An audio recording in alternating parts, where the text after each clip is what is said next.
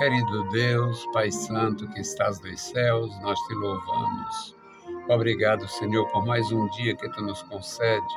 Obrigado pela tua igreja, Senhor, em tua santa presença. Guarda os teus filhos, Pai, em toda a terra. Manifesta o teu poder na vida dos meus irmãos, na cidade, no campo. Manifesta, Senhor, a tua glória no santo ministério, através daqueles, Pai, que proclamam a tua santa palavra com fervor, com temor, com santidade. Amado Senhor, guarda cada família, manifesta a tua graça, meu Senhor, em nossos corações. Em nome de nosso Senhor Jesus Cristo, nós te pedimos. Amém. Louvado e exaltado seja o nosso Deus. Graças ao nosso Senhor, estamos de volta, meus amados irmãos, a paz do Senhor para todos. Vamos iniciar o dia meditando na palavra de Deus e, como sempre, aprendendo com o rei. O rei era um sujeito de toda influência na nação, como a gente sabe que acontece. O rei tinha muita autoridade, o rei tinha o poder, a ordenação de Deus na sua vida, mas o rei precisava da graça. O rei precisava buscar o conselho divino. O rei precisava de segurança espiritual na sua função. E nós vamos aprender no Salmo 21, através das palavras do próprio rei. E é uma bênção para nós, mesmo tão longe do reino. Diz assim a palavra do Senhor, Salmo 21, de 1 a 7. O rei se alegra em tua força, Senhor, e na tua salvação grandemente se regozija. Cumpriste-lhe o desejo do seu coração, e não desatendeste às súplicas dos seus lábios, pois o provês das bênçãos de bondade e põe na sua cabeça uma coroa de ouro fino. Vida te pediu, e lá deste, mesmo longura de dias para sempre e eternamente. Grande é a glória pela tua salvação. De honra e de majestade o revestiste, pois o abençoaste para sempre. Tu o enches de gozo com a tua presença. Porque o rei confia no Senhor. Pela misericórdia do Altíssimo, nunca vacilará. Louvado seja o bendito nome do Senhor. A diferença entre uma pessoa temente e uma pessoa não temente. O Davi reinou 40 anos e foi realmente antecedido por Saul, que reinou 40 anos. Os dois tiveram muitas dificuldades com vizinhos. A terra é estreita, os interesses naquela passagem estreita eram longos, eram bem conhecidos de longas datas, de muitos séculos ou milênios. A linguagem não era usada na época, mas todos os ditadores do Oriente ou Extremo Oriente queriam governar ali para chegar na Ásia e na Europa. Todos os governadores, mesmo que não fossem reis e fossem ditadores, hoje chamados em muitos lugares de homens fortes, na África e na Ásia, precisavam daquele espaço para chegar à Europa. Todos os europeus dominadores na Eurásia, na região da Europa Oriental atual, e todos os dominadores do antigo reino da Pérsia, do antigo reino dos Medos, todos queriam dominar aquele espaço pelas mesmas razões. Dali, eles podiam estender seus reinos, como Alexandre fez posteriormente, como muitos fizeram. Então, Saul teve os problemas que o Davi teve. O Davi teve os problemas com uma dosagem de excesso, porque o rei Saul não tinha praticamente adversários dentro de Israel, era só desorganizado. E o reino de Davi teve como adversária a casa de Saul. Então, tinha muitas semelhanças, mas a diferença entre eles em relação a Deus foi marcante. Saul não ofereceu holocaustos. Saul não compôs um salmo, uma música. Saul não fez um pacto federativo ou real, uma coisa que envolvesse o bem-estar, o interesse da maioria. E Saul não tinha comunhão com Deus. A prova é tal que nos seus dias ele experimentou muitas perturbações e foi ajudado pelo próprio Davi na condição de musicista, de músico, ou aqui na nossa linguagem rasteira, de tocador. Então, ele, neste salmo, diz: o rei se alegra em tua força, Senhor, e na tua salvação grandemente se regozija. E qual era a salvação? A salvação plena. Eles não tinham a doutrina de salvação eterna com o céu à espera da gente, mas a salvação das humilhações, a salvação das perturbações internas, a salvação dos ataques invasivos do exterior, dos inimigos de fronteiras, era realmente motivo para se regozijar na salvação. No versículo 2 ele diz: cumpriste-lhe o desejo do seu coração e não desatendeste às súplicas dos seus lábios. Ou seja, ele pediu a graça, ele pediu a presença, ele pediu a assistência divina, ele recebeu essa assistência. Ele pede e glorifica aqui porque foi atendido. Não desatendeste, tu não negaste.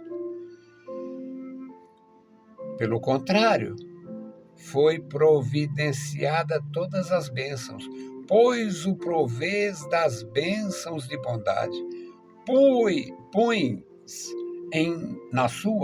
Pões na sua cabeça uma coroa de ouro fino. A coroa de ouro fino, nas antigas monarquias, era uma singela coroa que mostrava exclusivamente a realeza, sem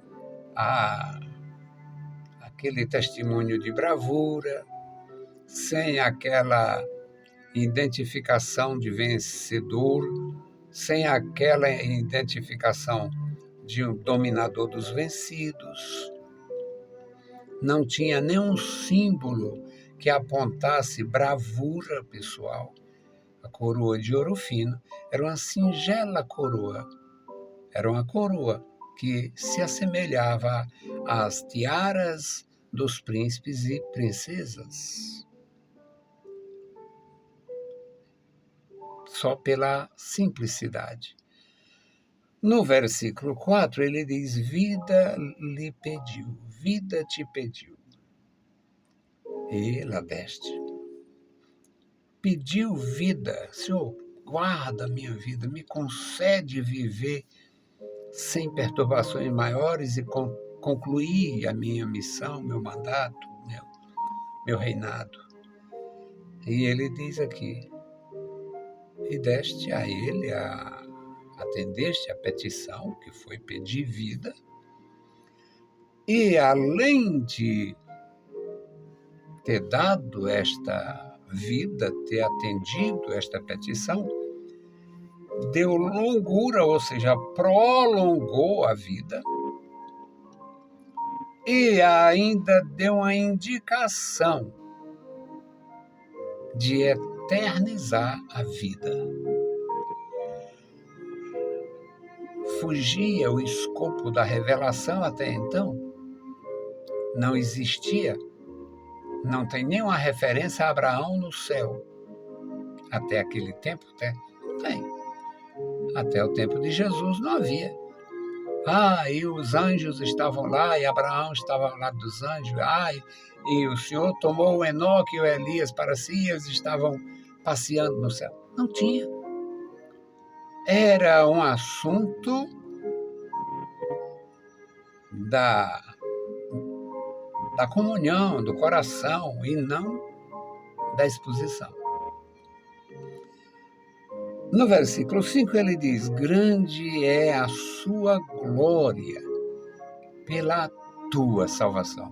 Ou seja, o rei recebeu, se regozijou, entendeu que tinha sido coroado de glória no atendimento a esta petição, e era realmente uma demonstração da majestade revestida. De honra e de majestade o revestiste. É um preito de gratidão a Deus por estas concessões. Aqui no versículo 6 ele diz: pois o abençoaste para sempre. Não sabemos as datas dos salmos, não sabemos se neste contexto do salmo ele já estava informado daquela bênção que seria o seu reino, a casa dinástica, a casa real da família de Davi, se já tinha sido anunciado pelo profeta. Quando ele se propôs construir um templo para o nome do Senhor, para a honra do Senhor, o Senhor disse não, como um homem faz, Deus fez, praticamente agradeceu, sem nossas palavras, eu te agradeço, mas não precisa disso não. Ele recebeu, Deus recebeu, como se o Davi tivesse de fato construído. Mas Deus não deixou ele materializar. O propósito no seu coração já foi suficiente para Deus. E Deus disse: você não vai construir, mas o teu filho vai construir. Mas esta intenção foi tão válida que Deus diz para ele: agora eu, sim, constituo uma casa para ti, uma casa dinástica, uma casa eterna. O teu reino é um reino sem fim. E aqui ele reconhece, porque foste abençoado para sempre. Tu o enches de gozo com a tua presença.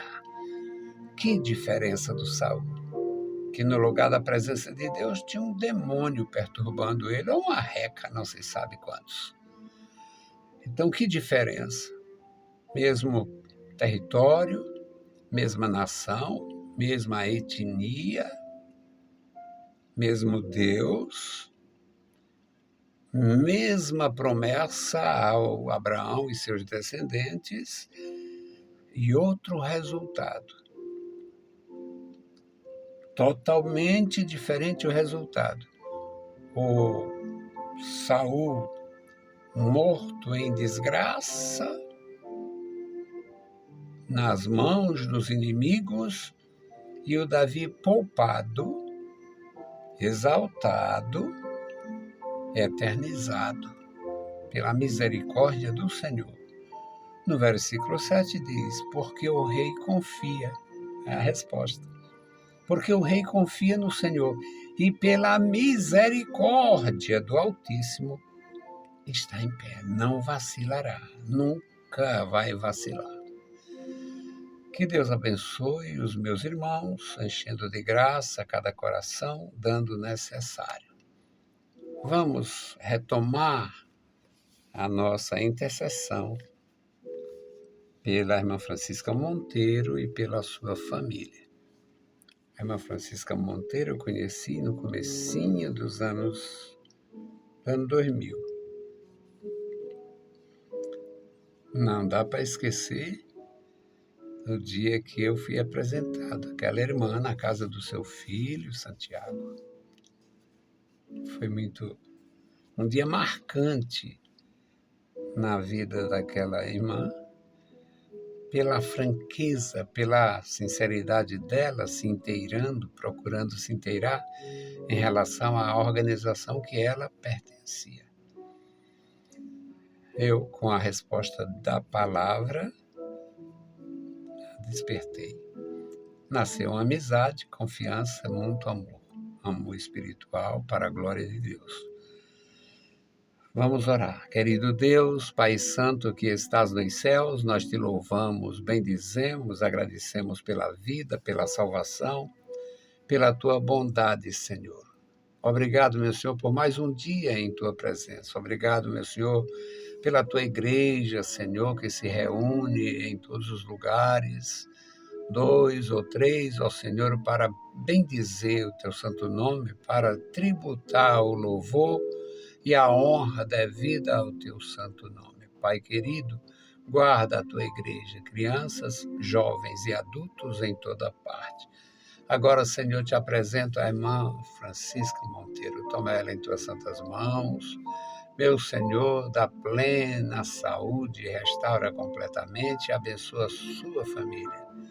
Abençoa suas filhas, abençoa seus genros, abençoa o seu filho, sua nora, seus netos. Guarda, Senhor, cada membro da família. Toma em tuas santas mãos.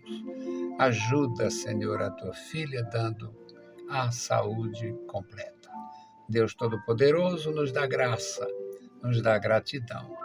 Estenda sobre aquela família a tua bênção, Senhor, como tu tens feito até agora. Em nome de Jesus Cristo, nós te pedimos e te agradecemos. Amém. Meus queridos irmãos, a paz do Senhor e bom dia.